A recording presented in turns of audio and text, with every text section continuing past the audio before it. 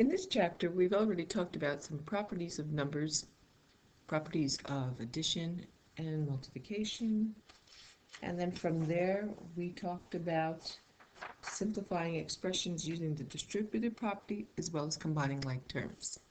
We had a list of vocabulary terms that I'd like to just do one or two quick problems to see if we remember what we did last time. I'm giving you an expression, 7x squared plus x minus 5. I'm going to ask you to list the coefficients. Again, coefficients are numbers in front of the variables. In front of the x squared is a 7, and as we talked about last session, when there's no number in front, it's a 1. So the coefficient in front of x is 1. Are there any like terms? Okay, this is no like terms. There's none in this particular problem. Each of them are unique. Different variable, same variable, but different powers. Are there any constants? Yes, and remember we take the sign in front. And there are my key terms that we've been discussing so far in this previous section. Let's just try one more. Let's first identify the coefficients, numbers in front of variables. Now look at the x squared. It's a negative x squared. So instead of just a 1, it's a negative 1. In front of the 4x squared is a 4. In front of the 3x is 3. Numbers in front of variables that multiply with the variable term. Are there any like terms? Yes. Okay, we've got the x, negative x squared, and we have the 4x squared. Any constants? Once again, yes. So now, before I end this quick review, I noticed that because there are like terms, these can be combined. There's a plus sign in between, says I'm going to add these two together. It's going to give me a positive 3x squared plus 3x plus 2. And now I have three terms. I've simplified this expression. In today's lesson, we're going to start looking at equations. Up until this point, we've only been looking at expressions, and now we're going to look at mathematical sentences that contain an equal to sign. And an equation with numerical expression can be either true or false. An equation with more than one or more variables is called an open sentence. So we're going to identify equations as either true, false, or open. Before we do, let me just give you a quick example. I could have a statement like 6 times 6 is equal to 12 times 3. And I could say that's a numerical expression, or equation, I'm sorry, that is true, because the expression on the left is 36 and the expression on the right is 36. But if I were to say that 6 times 9 is 56, that's a false statement, because 6 times 9 is 54. If I'm looking at an open sentence has one or more variables. This is an open sentence because there's an opening there that we have to find the missing value for. Let's try a few problems. True, false, or open. Take a look, and you might have to do a little calculations to see if they're numeric, whether they're true or false. Let's take a look at the first one. 16 divided by 8 is 2, and 9 minus 7 is 2. This is a true sentence. X minus 16 equals negative 2. I see a variable, so it's open. 24 divided by 4 equals 7. Well, 24 divided by 4 is 6. 6 does not equal 7. This is a false sentence. Last one on this slide. 3x minus 5 equals 21. It's an open sentence. Why? Because I see a variable in it. Now that I've given you a few examples, I would like you to try a few. Copy these in your notes and draw some conclusions as to whether they are open, true, or false. The answers will be revealed excuse me, in class today.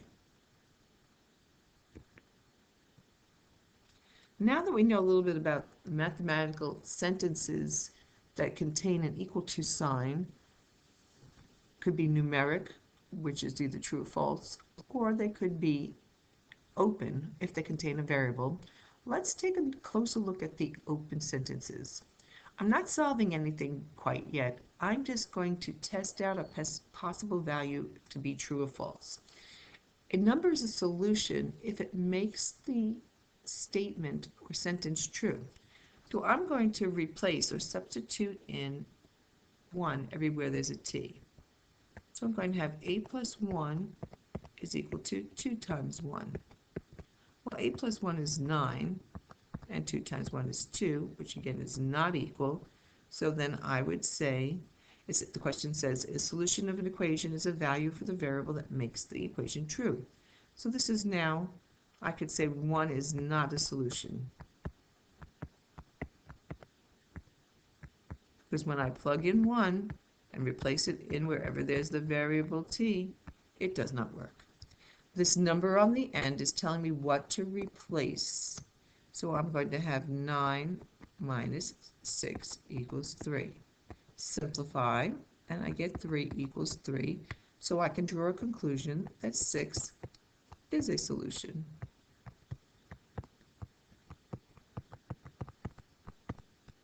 All right, let's keep going. Let's test out 4 in my next expression. I've got 3 plus, now I'm taking t out and replacing it with 4.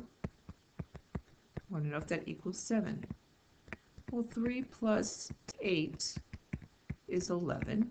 And last time I checked, that's not equal to 7. So 4, we could just draw a conclusion. 4 is not a solution.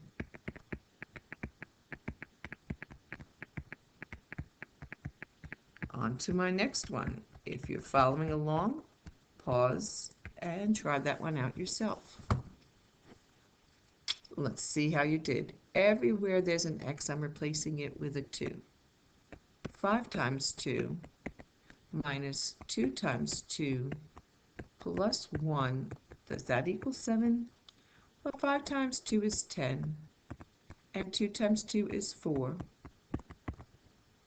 So 6 minus 4, remember order of operations and left to right rule, gives me 6 plus 1, and 7 equals 7, so you can now draw the conclusion that 2 is a solution.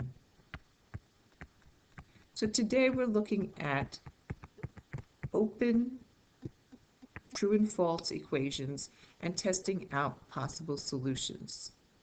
And then from there, we're going to look at a little bit of translations. We do want to talk about how we can go back to translating words into, now instead of expressions, equations, and then we can say if it's true, false, or open. 1/2 of a number. 1/2 of a number is 1/2, let's just say n, 1/2 of a number n is equal to 7. Okay, I translated it, and since there's a variable, it's an open sentence. Second one, the product of 12 and -4 is equal to -48. Again, doing the math, I see that it works. This is now a true equation, a true sentence. 54 divided by 6 equals 8. There should be a little s on there. Equals 8. All right. Again, it could also be written 54 divided by 6 equals 8. It can be written in either form. And this is a false statement, because 54 divided by 6 is 9. Let's do one more. 7 less than the product of 3x, 7 less than the product of 3x is equal to 4. I see a variable. It's an open sentence. And that's our lesson for today. You'll do a little practice, and I'll see you next class.